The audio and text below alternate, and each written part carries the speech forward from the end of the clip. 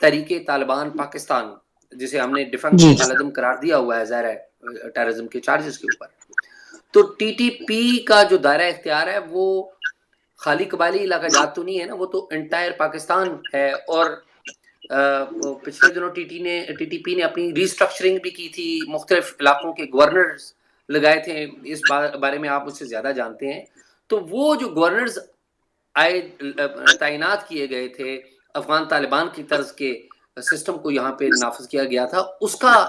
ایک تو ابھی سٹیٹس کیا ہے، اور اگر مذاکرات کامیاب ہو جاتے ہیں تو پھر پاسبلی سٹیٹس کیا ہوگا؟ وہ جو گورنرز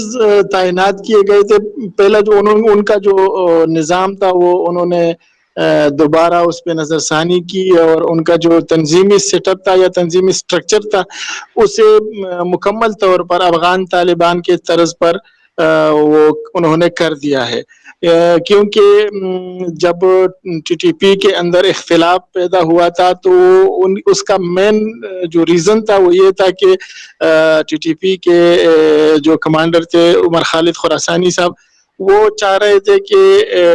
ٹی ٹی پی منظم ہو اور ان کا جو طرز ہے، ان کا جو سٹرکچر ہے وہ افغان طالبان کے طرز پر ہو. تو اس بات پر ان کے سابقہ امیر سے اختلاف ہو گیا، اور اس کے بعد وہ ٹی ٹی پی تقسیم ہو گئی. ابھی جو دوبارہ گروپس ٹی ٹی پی میں شامل ہو گئے ہیں یا جو ری مرج ہوئے ہیں، تو وہ اس شرط پہ ہوئے ہیں کہ ان کا جو نظام ہوگا وہ افغان طالبان کے طرز پر ہوگا. تو اس لیے ان کے گورنرز تعینات کیے گئے ہیں اور وہ برقرار ہیں اور وہ اپنا کام کر رہے ہیں. حالیہ دنوں میں جو کارروائیوں میں اضافہ ہے وہ بھی اسی وجہ سے ہے کہ انہوں نے